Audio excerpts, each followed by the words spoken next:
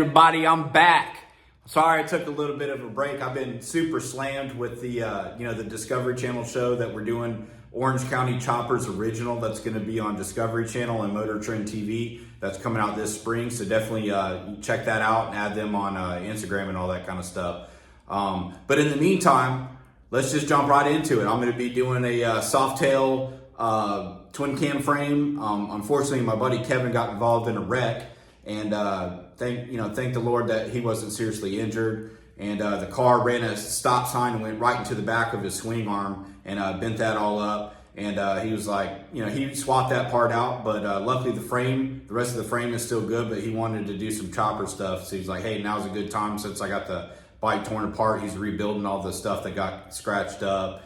And so I'm going to be cutting up making them a brand new neck. I'm going to go 2 up and put a round tube and cut that, that square tubing stuff out of the Softail frame, get rid of that. And then probably go 2 up with wishbone style bends and stuff like that onto the frame. So let's start tearing this bike down and chop it up. Chop it up, baby!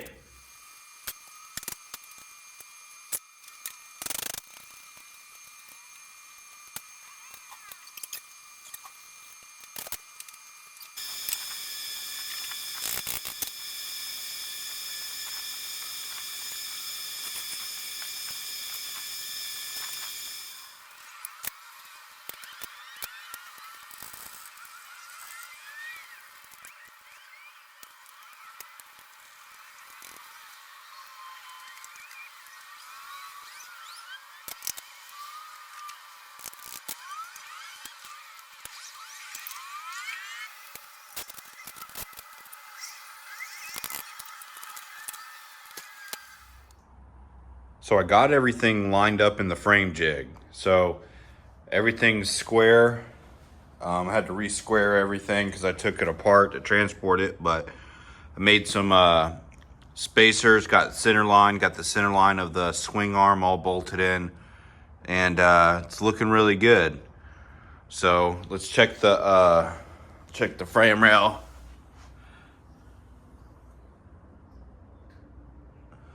Level on that.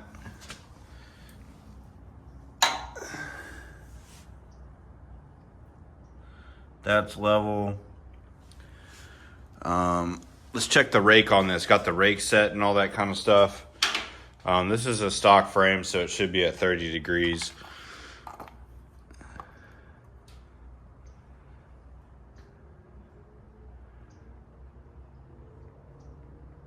So 30-degree rake right there. I'm going to be keeping this rake. I don't think we're going to rake it out, and we're not going to do the wishbones. We're just going to keep it straight leg. So my goal is, what I'm going to do is I'm going to cut the welds of this seam right here all the way around. All the way around that, cut that off. And I'll probably go a little bit above this VIN number sticker right here. So probably about right here, I'll chop it. I'm going to tape this off and I'll cut that whole section out.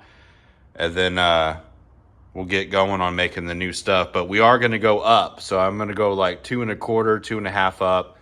We were going to do 3, but I might play around with it, see what looks best on the height. And let's get into chopping it up.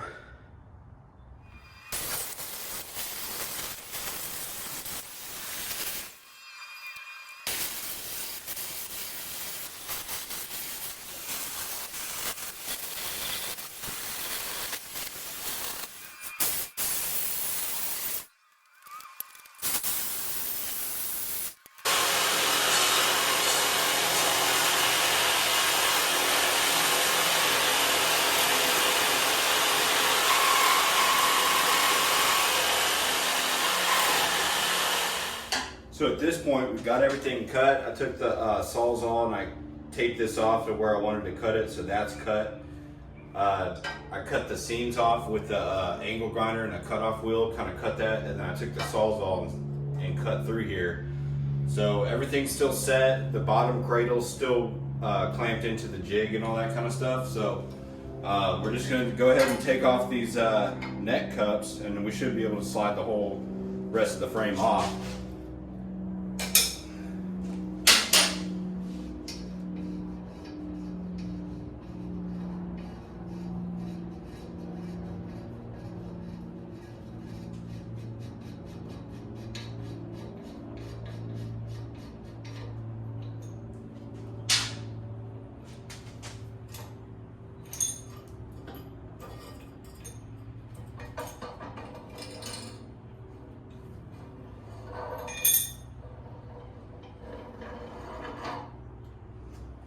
There we go. Chopping it up. My buddy Anthony at Tin Works in St. Pete makes these really nice necks. So we're gonna be using one of his necks. Definitely will save me a lot of time. So we're gonna set this on here like this. Okay. And then tighten it up.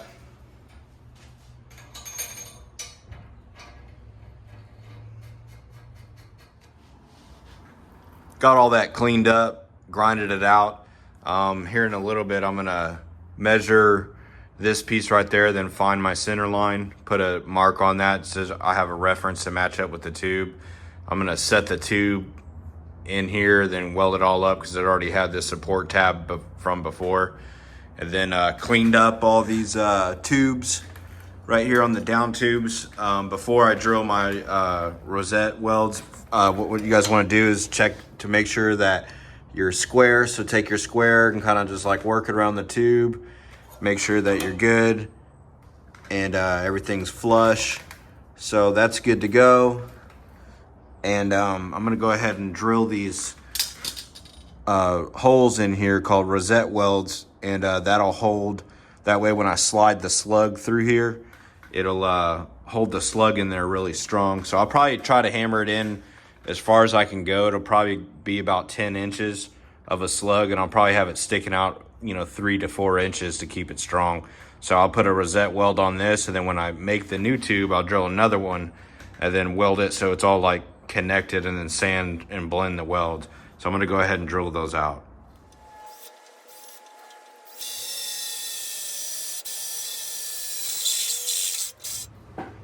All right, so the next thing I wanted to talk about is material, because material is really important, what you're gonna be using to build this frame.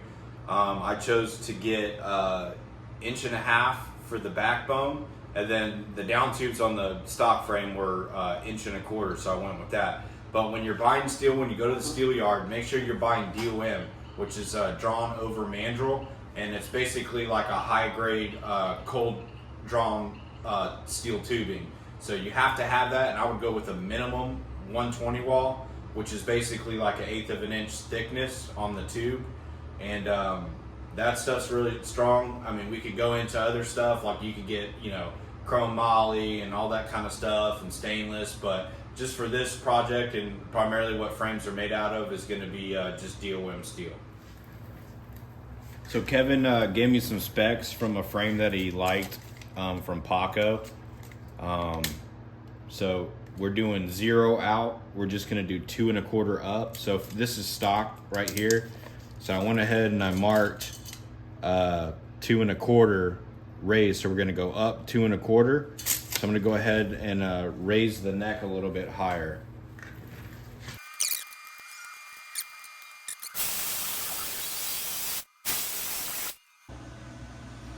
Got that coped out. I did a 5-degree cut, or a 5-degree cope on that, so it kind of saddles it a little bit. I'm gonna have to open it up a little bit more with the grinder, but we're really close on where I want to be at. There's a little bit of a gap, but once I fill that in and open that cope up, I'll be able to slide that in. I'm gonna lay it down into this frame, but I want to cap this, so I'm going to cut on my plasma table a 1.5 inch circle and weld it to the outside.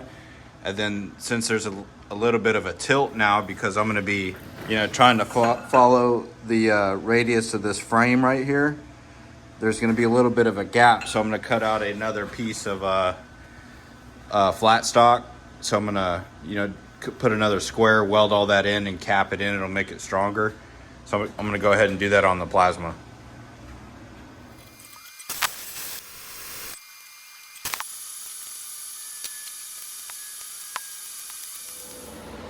So I got the backbone ready to go. I went ahead and I drilled holes, and I put the tank bungs in there that are threaded. I did that before because I just put a cap on this, so if I did this while I welded the tube on, all the metal shavings would be in the tube. So now I just gotta kind of set this in here. I cut that tab, change the angle of it so it kicks up a little bit. Got all my marks, center line marks on the tube, all the way up the tube. On the neck right here, and right here on the frame. So I'm gonna set this in here. I gotta get it lined up, and then I'll start welding it in, but it'll be something kind of like this. I gotta get it set in there right, but yeah, that's pretty much it. I'll probably do like a gusset here, and then I'll just do a pipe for a support bracket down through there, and then I'll make a motor mount.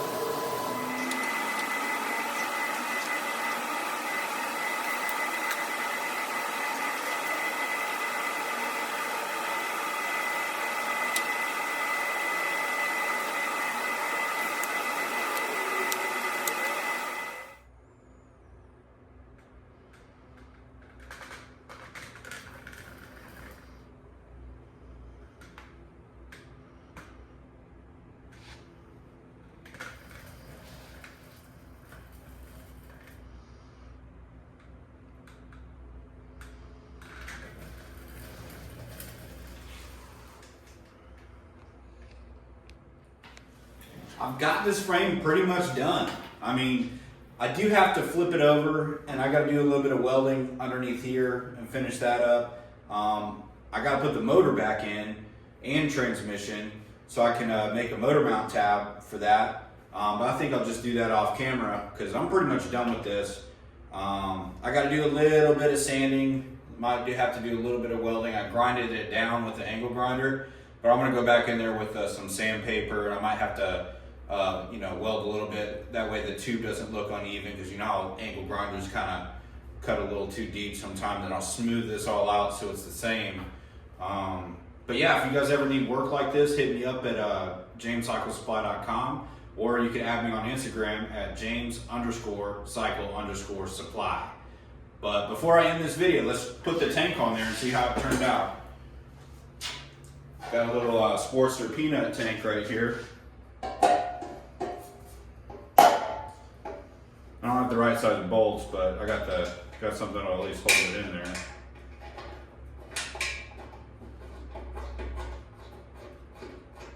I like these Frisco style tanks better. I think that, it gives the bike a really cool look.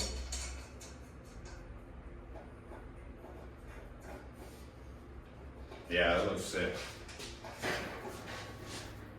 Yeah, so this is just a 2-up. So I just did 2 1/4 up, stock 30-degree rake on there. But man, that's a cool looking frame. That's soft tail, so it's like a chopper with shocks. So I'll give you guys a quick little walk around.